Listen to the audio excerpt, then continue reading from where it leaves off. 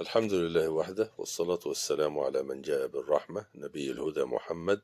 جاء بالقرآن الكريم كتاب رب العالمين لمن أراد أن يذكر أو أراد شكورا. أهلا بالجميع وسهلا، سلام الله عليكم ورحمته وبركاته. لكل المهتمين بالرسم تابعوا معانا، فيلمنا مهم ليكم.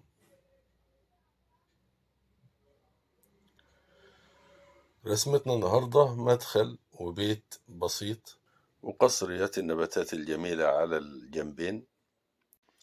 هنرسمها مع بعض ونضع ألوانها ونضع لها ظلال ونضع لها أضواء. تابعوا معايا ولاحظوا، هذه الخطوات مهمة جدا لكل رسام.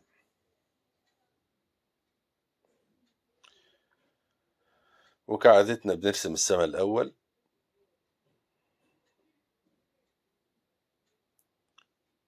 بلون غامق من الأعلى، ومن تحت بتكون الإضاءة. وإضاءتنا النهاردة هتكون من الشمال. إضاءة من الشمال يبقى كل الظلال هتكون على اليمين.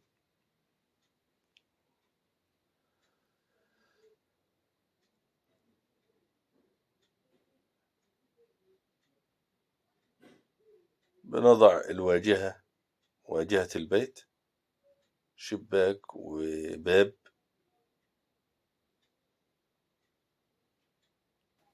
وزي ما اتفقنا الظلال كلها شمال والأضواء كلها يمين. حتى الجداريات، طبعا السلم له سور عبارة عن حوضين مجسمين. احنا عملنا حاليا المجسمات اللي في الظل بالنسبة للحوض اليمين والحوض الشمال، والفرشة فيها الظل استفدنا بيها ووزعنا بعض الظلال، ثم رجعنا بعد ذلك لوضع الأضواء. طبعا الحوض اللي على الشمال اهو بندي المسطح او جدارية الحوض اللي هي على يمينك مظللة واللي على شمالك مضيئة. بنوزع الألوان. طبعا دي أشجار بعيدة بلون رصاصي في الخضار كده، هتبان إن هي بعيدة عندما نضع الكتلة الخضرية القريبة هكذا بلون أقوى شوية، فظهر اللي ورا جميل ورائع. وبننوع في ألوان النباتات، نضع قليل من البرتقالي كده على الأخضر كي يحدث يعني إيه تنويع في ألوان الخضرة والنباتات. بنضع العناصر مبدئيا لون مبدئي. طبعا هنرجع لكل العناصر دي تاني بظلال وبأضواء. في سور كده جنب البيت، سور نباتي، أشجار اللي هي بتتحط كسور حوالين البيت. بنعملها وبنضيء عليها من الأطراف العليا هكذا بشكل مبدئي، وساعة ما ننتهي منها في الآخر هتلاقيها جميلة جدا. سيبناها ونعمل مجموعة القصريات اللي حوالين البيت، حوالين السلم من اليمين والشمال في المدخل جنب السور. ولكن يهمني جدا ان انا اقول لك تابع وشوف ظلال القصريات ديت، كل قصرية على حدة، يعني كل قصرية لوحدها لها ضوءها وظلها. وبفكركم ان الظل بيتحط في خط التقاء الاشياء بالاشياء. طبعا دي قصريات كتيرة زي ما احنا شايفين، قصرية ورا قصرية، والقصرية نفسها محطوطة على الارض وعلى السلم، فالاشياء بيكون في بينهم التقاء، محطوطين واحدة ورا واحدة، ففي خط التقاء بين العناصر. الخط ده هو اللي بيتعمل فيه جسر الايه الظل. والظل دايما بيكون على المتأخر وعلى اللي تحت. وهنحط وهنضع أعلى ظل، فيديك أعماق متباينة وأعماق ظاهرة إن في عمق. تابع معايا وخد بالك من الكلمتين دولت، وأنا هقول لك وأنا بحط الظل المبدئي، وأنا عندما يعني أضع الظل أعلى ظل على الإطلاق هنتكلم ونبين ونشير إلى ذلك. السقف ده عبارة عن شكف، اللي هو الشكف المعروف. عملنا لون مبدئي مش غامق ولا فاتح، علشان بعد كده نضع باللون الغامق في العمق فيبدو وكأنه عميق بالفعل. أما من الخارج فواخد إضاءة زي ما احنا شايفين، إضاءة سريعة من الخارج بهذه التعريجات. أما البنية اللي احنا حطيناها مبدئيا لكل شكفة من دولت هنضع باللون الغامق، طبعا بتظلل تحتها لأن تعتبر بارزة. بنوزعنا الظل زي ما شفنا بسرعة بالفرشة، وحطينا اللون الغامق اهو في كل نقطة عملناها وفي كل ثقب عملناه. بنضع الظل ولكن ايه على من ناحية الشمال، فادالك العمق اللي انت شايفه ده. وطبعا هنرجع عليه تاني، بنعمل الألوان المبدئية للشباك والألوان المبدئية للباب. طبعا ده الداخل بتاع الشباك، والضلف هتكون بأزرق خفيف كده لبني تركوازي. خد بالك من الظل المبدئي، جسر الظل أنا بحطه اهوت، جسر الظل بين الدرجة والدرجة، جسر الظل بين البيت والأرض، جسر الظل بين كل قصرية والأرض، وجسر الظل بين كل قصرية والجدار. بدي ظلال من على اليمين لأن الإضاءة جاية من الشمال، بدي ظلال مبدئية، جسور ظل، حددت بداية الظل وبوزع زي ما احنا شايفين. ولسه هنضع أعلى ظل، ده اللي هيحدث تباين جميل جدا. طبعا ظل بين القصرية والحيطة والحائط، وظل مناسب للمكان اللي احنا بنحط فيه الظل. وحتى القصرية نفسها واحدة في واحدة كده هنظلل. طبعا ما انتهناش لسه، احنا لم ننتهي من القصريات دي، ولكن زي ما قلنا بنلف حوالين المنظر بتاعنا. كل عنصر بنضع فيه شوية ظلال وأضواء ونسيبه ونروح للعنصر التاني. بنسيبه ليه؟ حتى تجف الألوان وتقبل الألوان بعضها بعض. يعني لما نحط لون على اللون يقبل الألوان تقبل بعضها عندما تجف قليلا. بندي مساحة الباب ومساحة الشباك. طبعا هنرجع لكل العناصر دي تاني واحنا بنلف حواليهم كده. نكمل لون الباب ونتركه ونعمل تفصيلة تانية وملامح تانية، ونرجع للباب تاني بعد قليل. طبعا هنا جسر ظل اهو، كأن ده حتة كنار عالي شوية كده في البيت، الكنار اللي شايل السقف ده. حطينا زي جسر ظل زي ما شفنا وظللنا على اللي تحت، فبدأ إن ده كنار مرتفع شوية عن الحائط، عن بقية الحائط. ولسه هنرجع له تاني بأضواء وظلال. القصريات اللي احنا عملناها مبدئيا هنعمل فيها برضو الزرع اللي فيها مبدئيا. بنضع ظل الزرع الأول، وباللون الأخضر الفاتح نبدأ نضرب ضربات في أعلى الظل اللي احنا حطيناه ده، وننزل على الظل واحدة واحدة، ونطلع من الظل على الأخضر الفاتح واحدة واحدة. فيديك تدريج تظهر الأغصان وتظهر النباتات بشكل واقعي.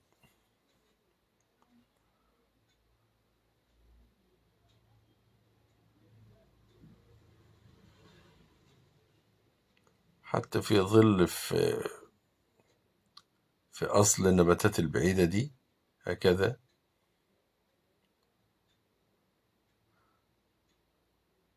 وشفت بعمل جسر ظل بين القصرية والأرض، وبين القصرية والجدار في الأعماق. جسر ظل أهو بين القصرية على الأرض وبين القصرية والجدار. ده الظل العالي خالص اللي هناخد منه، ده جسر الظل اللي هو بداية الظل، اللي هو أعلى ظل.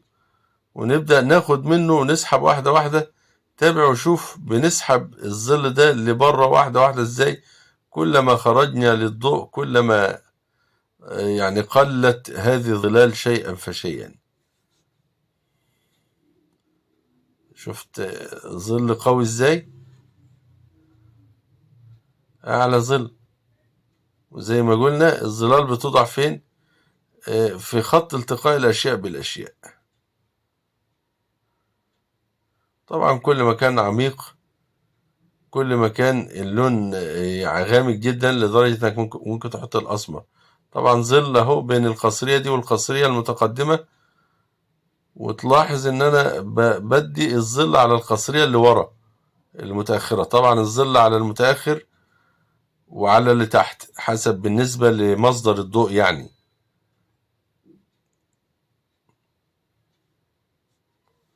المتأخر عن الضوء بالنسبة لمصدر الضوء. طبعا شفت التوزيع من الظل اللي انا حطيته، وبوزع واحدة واحدة هنا وهنا، وبحط الظلال على القصرية نفسها. مهم جدا المرحلة اللي احنا شغالين فيها دي مهمة جدا. طبعا الجداريات الحوض نفسها، الجدارية اللي هي اليمين مظللة، الجدارية اللي في الشمال طبعا في وش الضوء، الضوء جاي من على الشمال فبتكون مضيئة شوية.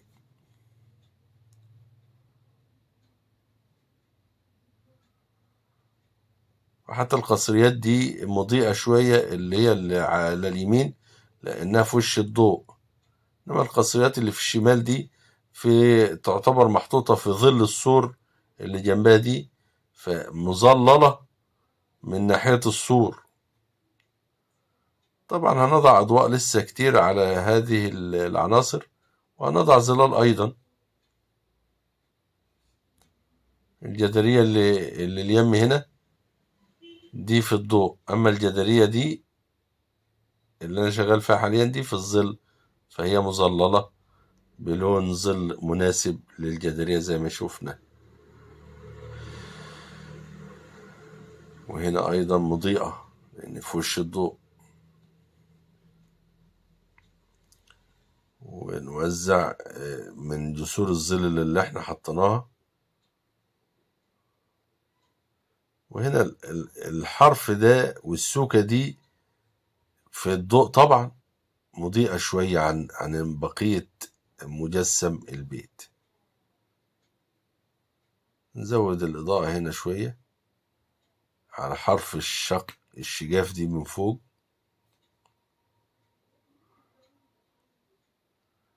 هنا الإضاءة عاملة نسبة حرارة.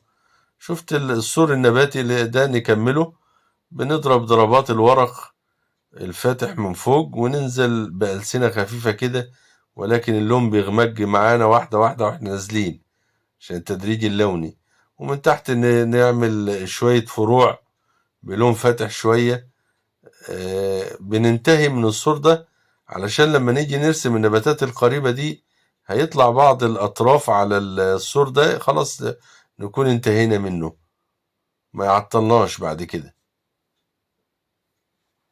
ننتهي من العناصر الأبعد وبعض الأضواء في الحروف والأشياء المتخللة. بدأنا نحط اللون الفاتح اللي هو الأخضر الفاتح في القصريات اللي احنا عملناها. ناخد من أصل الظل اللي احنا وضعناه واحنا طالعين لفوق واحدة واحدة بالفاتح الأخضر النباتي الجميل. فبالضوء والظل ظهر معانا، وكل النباتات اللي احنا عملناها دي بنفس الوضع. اللي احنا بنعمله ده الملامح، والملامح بنعملها بالأضواء والظلال، أضواء مناسبة لكل عنصر احنا بنعمله. إذا كان برتقالي زي القصريات أضواء وظلال بنيات وبرتقاليات، إذا كان نباتات بالأخضرات، وهكذا. عايزين نعمل هنا، ولكن في الباب ورانا لسه ما انتهاش، فهنسيب النباتات دي دلوقتي، والمفروض نعمل الباب اللي ورا ده ننهيه الأول، علشان لما نطلع بألسنة النباتات على الباب آه نكون انتهينا من الباب. ولكن أنا يعني والفرشة فيها ظلال مناسبة للقاصرات، قلت أظلل الأول قبل ما أروح للباب. نضع بعض الأضواء لساعات الضوئية في القصريات قبل الذهاب للباب وملامح الباب.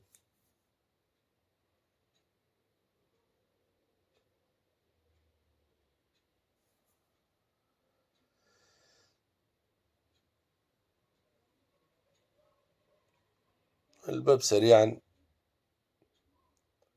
طبعا فيه بوارز في الباب كده بنظهرها من خلال الضوء والظل. نعمل ظلال مبدئيا، نحدد حرف الباب الخارجي اللي هو مرتفع ده،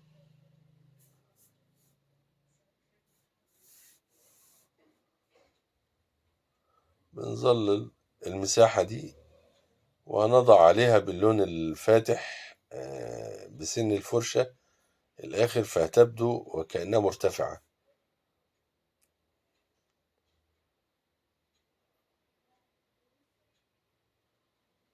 طبعا الباب حجمه صغير،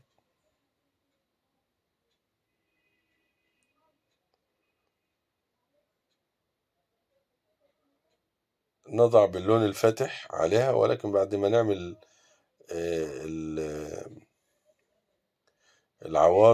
عوارض الباب باللون الفاتح اهو، وسايب حرف صغير كده من هنا ومن هنا وكأنه مجسم الجزء اللي ارتفع ده، وحتى العوارض اللي في الوسط برضو باللون الفاتح هكذا، وكأن الشريط ده من الباب مرتفع شوية. والباب ضلفتين طبعا حطينا الفرق بين الضلفتين بخط رفيع هكذا. انتهيت من الباب، بعد كده تشتغل في النباتات القريبة دي براحتك. رجعنا للنباتات تاني، ندي الأخضر بتاعها في الأطراف ألسنة بحرف وبسن الفرشة بالسيف. شفت هنا الخضرة طالعة على الباب، اطلع براحتك، الجزئية اللي تتدرى من الباب خلاص مش مشكلة، واللي تبان برضو تبان براحتها، أشياء ورا أشياء. ونرتفع بالضوء واحدة واحدة.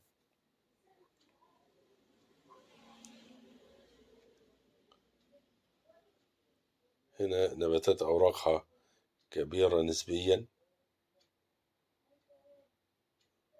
ونباتات ورا نباتات، طبعا الظل على اللي ورا والضوء للي قدام كي يحدث التباين اللي احنا شايفينه ده.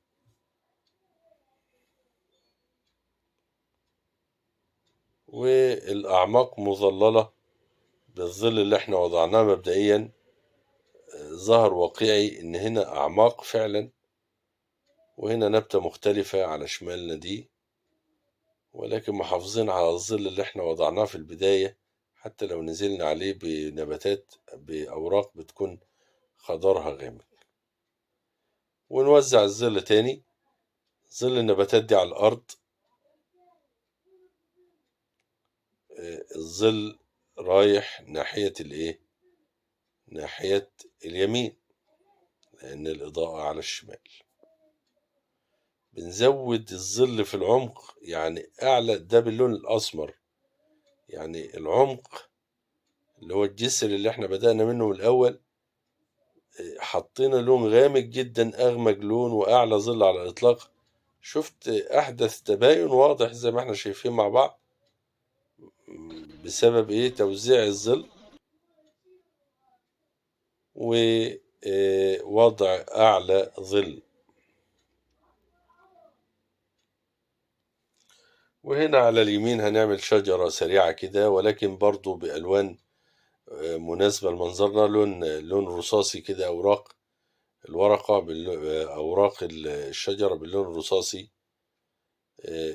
مبدئيا، وهنضع عليه بلون أبيض فاتح على شكل ألسنة هكذا. طبعا الشجرة هنضع فيها أضواء وظلال برضو، ظلالها على اليمين وأضواءها على الشمال. هذا الظلال، بعض الفروع المظللة اللي فوق، وعلى الشمال هنضع الإضاءة. وطبعا هنضع بعض الفروع الغامقة في الشجرة إن شاء الله بعد قليل.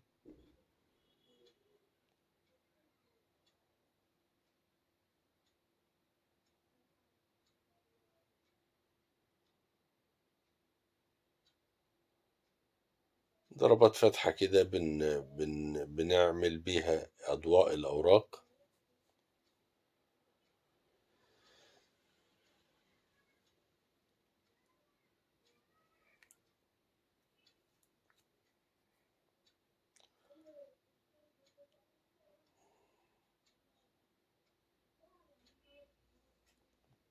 أضواء كلها ناحية اليمين،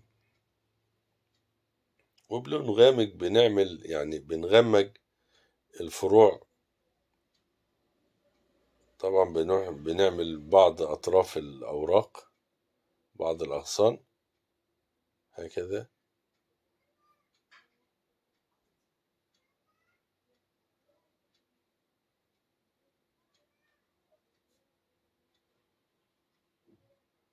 وظلال النباتات طبعا على السور الجصرية اللي على شمالنا دي، ومجسم السور من فوق ليم الإضاءة واخد ضوء زي ما احنا شايفين. ومن هنا برضو